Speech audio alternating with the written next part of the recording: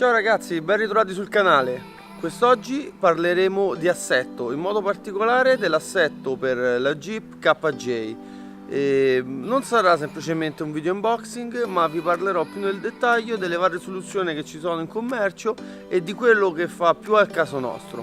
Come ben sappiamo, il KJ al posteriore monta un triangolo superiore e una serie di link inferiori, mentre all'anteriore ha un sistema ad indipendenti. Ciò gli conferisce maggiore guidabilità e comfort su strada. Purtroppo è un po' penalizzato nel trial, nel fuoristrada un po' più impegnativo, a differenza di tutta l'altra gamma di Jeep che venivano prodotte. Proprio per questo motivo molti produttori di componenti per off-road non producono una vasta gamma di assetti per questo mezzo. Di norma forniscono semplicemente dei spessori sotto molla che vengono interposti tra la molla e il piattello e alzano leggermente l'assetto della macchina, conferendogli un impatto estetico leggermente migliore. Ma a livello delle prestazioni questi componenti non migliorano molto né la guidabilità né le prestazioni fuori strada. In alternativa ci sono anche alcune marche che sono maggiormente australiane, che producono degli assetti completi, ovvero completi di molle e ammortizzatori. Purtroppo questi assetti sono studiati per il loro tipo di fuoristrada, ovvero ride nel deserto con mezzi super attrezzati.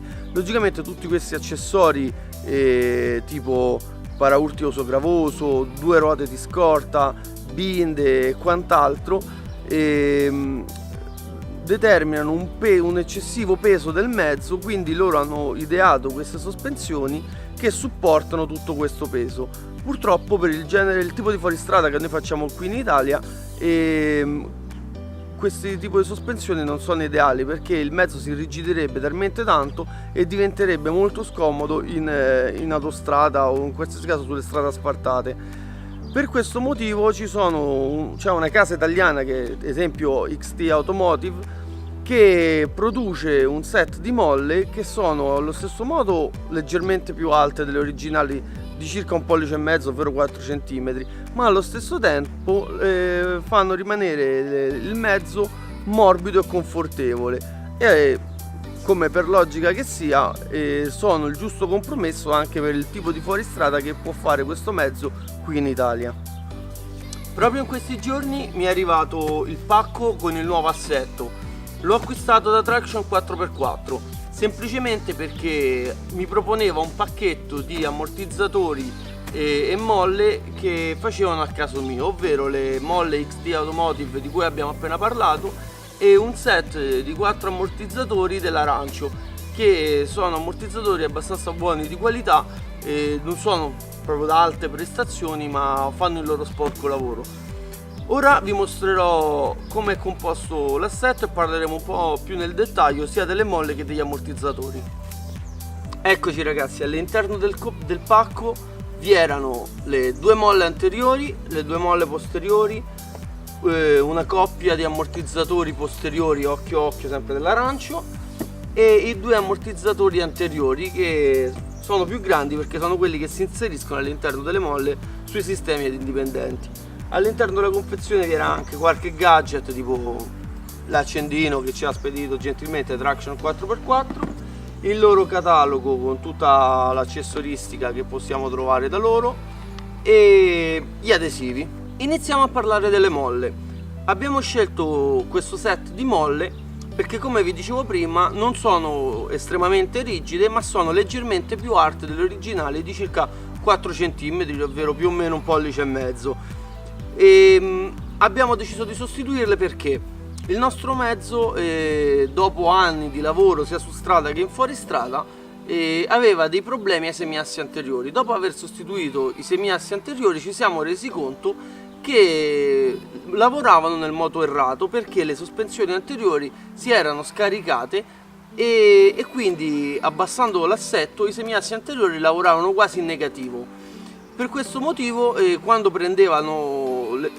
il mezzo prendeva delle buche o delle sollecitazioni all'anteriore, i semiassi andavano a lavorare a forza, andavano, diciamo, oltre la battuta, oltre il limite massimo che avevano di gioco. Quindi abbiamo deciso di riportare nell'ordine giusto di marcia i semiassi e le sospensioni, installando questo nuovo assetto che, come vi ho già detto, non è molto rigido come gli altri assetti che si trovano in commercio, quindi riusciamo a farne un uso quotidiano del mezzo, e perché no, quando è il fine settimana riusciamo anche a fare un po' di sano fuoristrada di medio livello, non troppo impegnativo.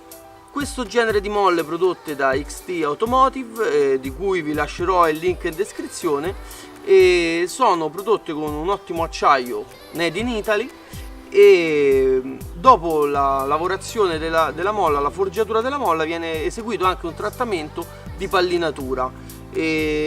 Consiste nel immergere le molle all'interno di vasche con dei ciottoli o con dei pallini che possono essere di rame, acciaio o ghisa in alcuni casi, e vengono fatte girare velocemente. Sulla superficie della molla avviene una vera e propria martellatura continua come dei piccoli puntini. Questo conferisce all'acciaio maggiore resistenza e aumenta la flessibilità e il punto di rottura.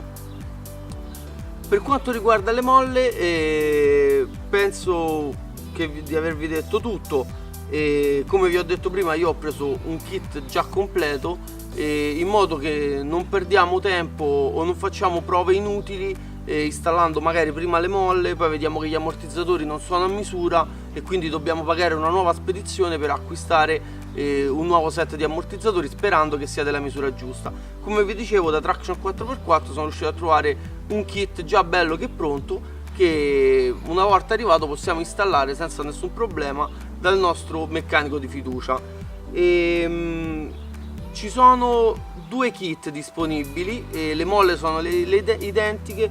L'unica differenza la fanno gli ammortizzatori, che questi che ho preso sono la versione tra virgolette base, mentre gli altri a disposizione, che costano leggermente di più, sono regolabili. Ma per l'uso che noi ne facciamo di questo mezzo non ho ritenuto importante prendere un ammortizzatore con addirittura le regolazioni. Parliamo ora degli ammortizzatori. Partiamo dagli anteriori. L'ammortizzatore anteriore è il classico ammortizzatore che va inserito all'interno della molla con il suo cappuccio protettivo. All'interno della confezione possiamo trovare anche il dado nuovo per essere avvitato sulla parte superiore. Vi viene fornito un dado nuovo perché i vecchi ammortizzatori potrebbero essere stati montati e smontati più volte, quindi magari qualche meccanico poco attento potrebbe aver rovinato la filettatura. Così facendo, se noi andiamo a installare il vecchio dado, c'è il rischio di rovinare la filettatura anche del nuovo ammortizzatore, quindi ottimo accorgimento per quanto riguarda l'arancio. All'interno della confezione vi è anche un foglio illustrativo molto semplice, illustrato, dove possiamo vedere tutte le fasi del montaggio degli ammortizzatori. Comunque un ammortizzatore molto semplice da installare, quindi non ce n'è neanche bisogno. Passiamo ora alla parte posteriore. Gli ammortizzatori posteriori sono i classici ammortizzatori occhio occhio, che si fissano sugli attacchi del ponte e del telaio. Sono degli ammortizzatori monotube. Ciò significa che hanno all'interno un sistema di olio azoto che gli permettono di agire sia in compressione che in estensione, e come ora vi mostrerò. Vedete, ora in estensione fa resistenza e lo stesso lo fa anche in compressione. Questo garantisce una maggiore stabilità su strada e assorbono molto meglio le sollecitazioni del terreno. All'interno della confezione possiamo trovare anche la cuffia parapolvere, che vi consiglio di installare sulla parte dello stelo, in modo da non far rovinare diciamo la parte dello stelo che entra all'interno dell'ammortizzatore con polvere e sassi. Di conseguenza si rovinerà anche il paraolio al suo interno, compromettendo così l'utilizzo e le performance dell'ammortizzatore. Vi è anche la fascetta per l'installazione e vi è anche un set di adesivi, quelli dell'arancio classici, che sono proprio di plastica trasparente con la scritta arancio, che vi sconsiglio di applicare sull'ammortizzatore perché già è super collaudato. Dopo poco tempo questo adesivo si ingiallirà, rendendo così l'ammortizzatore esteticamente inguardabile. a differenza di tante altre case produttrici che sono passati all'adesivo, quello in vinile classico, che è molto più bello visto sull'ammortizzatore e durerà molto di più nel tempo. Spero che anche il video di questa settimana vi sia stato d'aiuto. Se avete domande o dubbi potete farle nei commenti e io nella descrizione del video vi lascerò i link per l'acquisto di questo set di ammortizzatori. E se non l'avete ancora fatto iscrivetevi al canale, e se il video vi è piaciuto spolliciatemi un like e noi ci vediamo venerdì prossimo alle 13. Ciao!